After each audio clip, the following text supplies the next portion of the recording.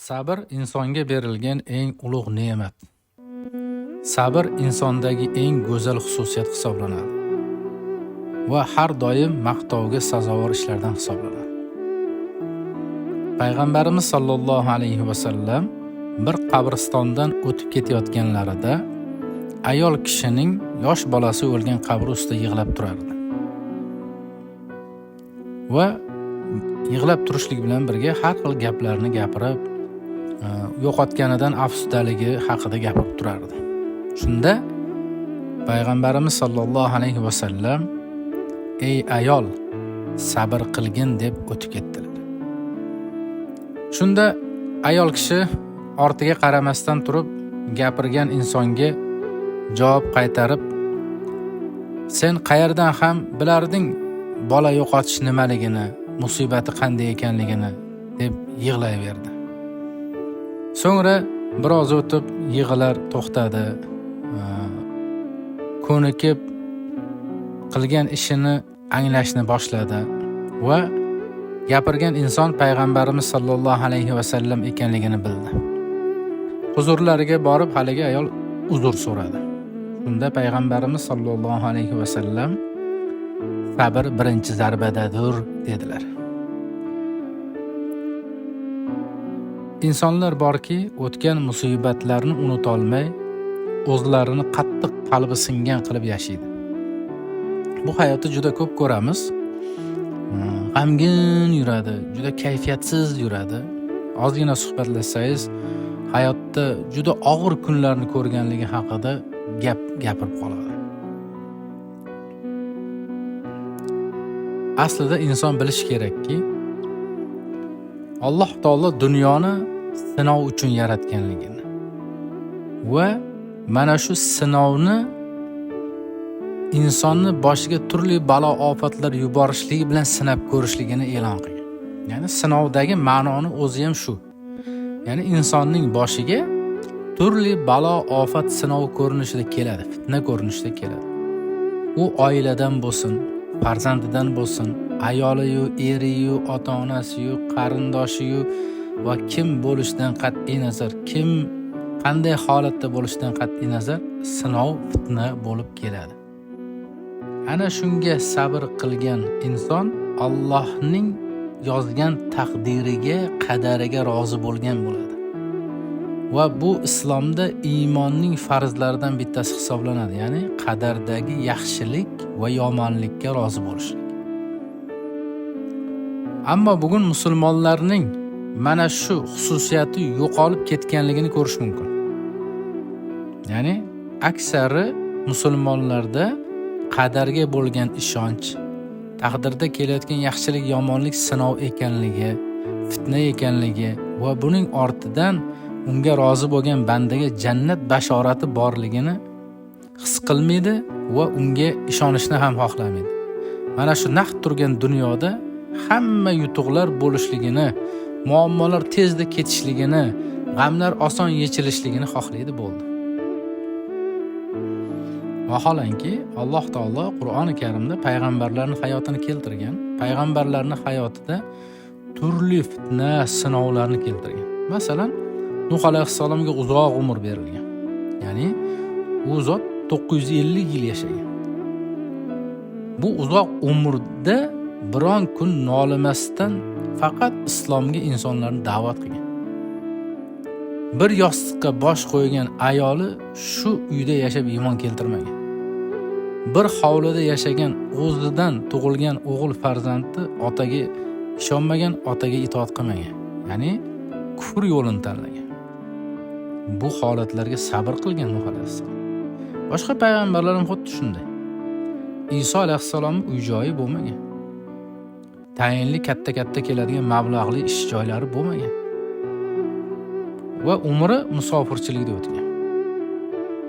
Boshqa Ayub alayhissalom juda ham sabrli zot bo'lgan. U zotga betoblik berilgan. Bu hazil gap emas, betoblik uzoq yillar bo'lgan. Yusuf alayhissalom hech narsa bir necha yillab zindonda yotgan, qamoqxonada yotgan. Payg'ambarimiz sollallohu alayhi vasallamga qancha aziyatlar berilgan. qancha ochlikda yashagan, qiyinchilikda yashagan.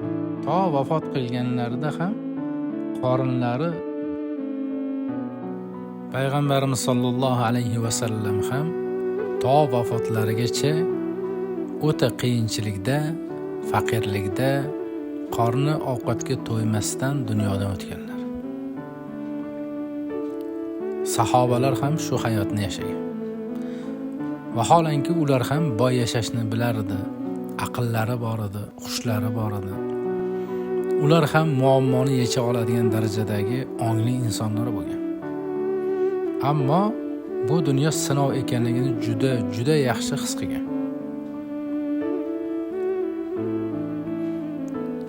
Ahmad ibn Hanbal bitta misol. Bu kishi tabiat tobiin bo'lgan. Eng ilmda cho'qqiga erishgan ulug' zot. Shunday zotki, bu kishi islomga kelgan ikkita katta fitnani bittasini bostirgan mana shu inson bo'ladi. Ya'ni Qur'on maxluq degan fitnani bostirgan odam mana shu Ahmad ibn Hanbal bo'ladi. Alloh taolo mana shunday zotlarni dunyoga keltirib qo'ygan. Bu kishi umr bo'yi faqirlikda hayot kechirganlar. Deyarli qorinlar to'yib ovqat yemagan hech qachon. Lekin hech qachon Alloh taologa nolamagan. Ana shu Qur'on maxluq degan fitnadan o'tganlarda hamma narsa sokinlik bo'lib, joy-joyiga tushgandan keyin odamlar aytishgan. Bu sizga shunaqa Qur'on maxluq fitnasida sizga ozor bergan odamlar bor edi. Sizni urushga, darralashga, kaltaklanishingizga, och-nohar yashashingizga, zindonlarga tushishingizga sabab bo'lgan odamlar bor edi. Deganda, men ulardan roziman, men ularni kechirdim degan. Bunaqa bag'ri kenglik biz bugun buni tasavvur qila olmaymiz. Bizni yo'lda ketayotganimizda agar avtomobilimizni birov siqib qo'ysin, biz unga mashina haydash qanday ekanligini ko'rsatib qo'yamiz. Bizni kibrimiz, g'ururimiz, bizni besabrligimiz o'sha zahotda yuzaga chiqadi. O'sha zahotda o'zimizni ko'rsatamiz. Agar bizga bironta odam qattiq gapirib qo'ysin, agar u olim odam bo'lsa ham sapchib gapiramiz unga. Aslida u olim odam bizni oyna qilib ko'rsatgan bo'ladi, lekin biz nafsimiz shu qadar bo'lib ketganidan u narsalarga itoat qilishni xohlamaymiz. Sen falon ishni qilasan degan odamga o'ziga javob qaytarishni xohlaymiz.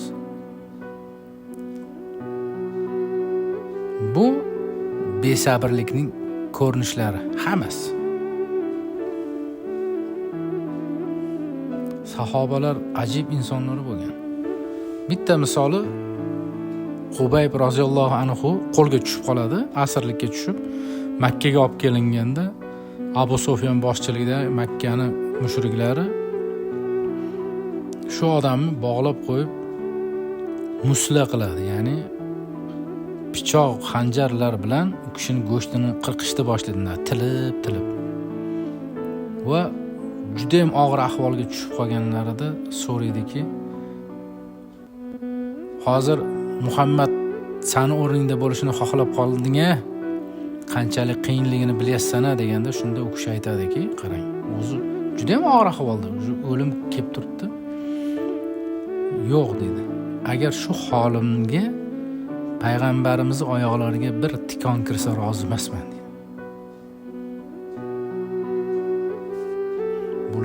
Bu insonlarda qanday iymon, qanday islomiy tushuncha, qanaqadir go'zal aqidalar bo'lganda. Hozir arzimagan dunyo evaziga bemalol aldab ketadi. Arzimagan. Og'ayni palon so'm pul berib tur, ertaga beraman deydi, bo'ldi, yo'q bo'lib ketadi. Telefonni ham o'chirib qo'yadi. Bemalol xiyonat qilaveradi. Dunyo evaziga, mol evaziga, obro' evaziga, shahvati evaziga yeriga aytmasdan birovlar bilan yozishib chiqib zinolar qilib fahishlarga botib kelayotgan ayollar bor yoki erkaklar bor. Va hokazo. uslublar juda ko'p. Taqdirdagi yaxshilik, yomonlik kelishiga u birontasiga e'tiqod ham qilmaydi, qaramaydi. E'tibor ham bermaydi.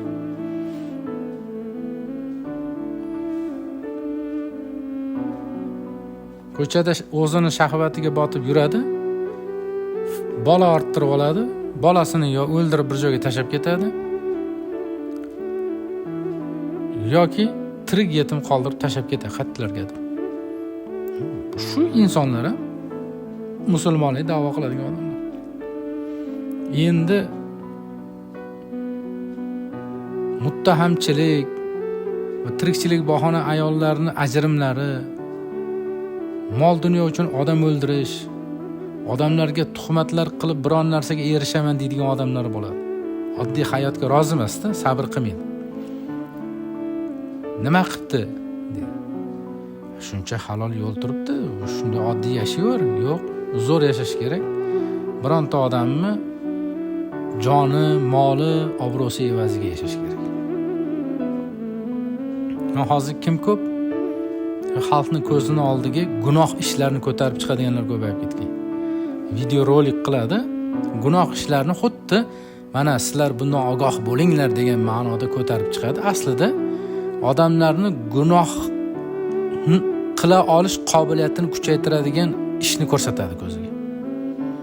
Ya'ni masalan, oldin shu gunohni 10 mingta odam bilgan bo'lsa yoki qilgan bo'lsa, endi 1 million odam ko'rib, uni 1 millionta odam guvoh bo'ladi gunohga.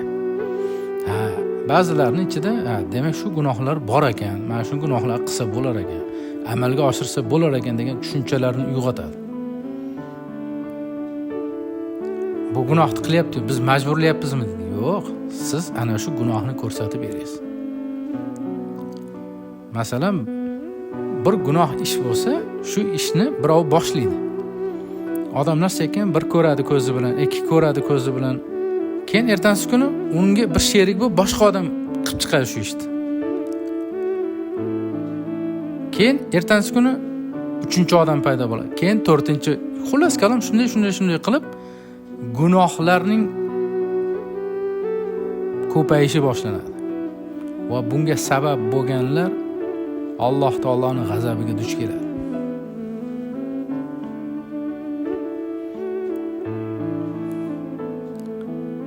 Shuning uchun musulmon kishi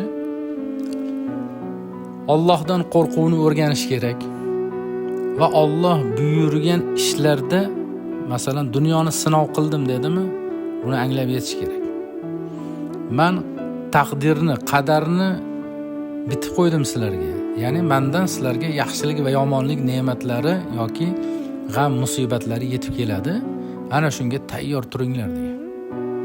Va mana shu qoidaga Qur'onni keltirib qo'ygan. Va payg'ambarimiz sollallohu alayhi vasallam yo'llarini keltirib qo'ygan.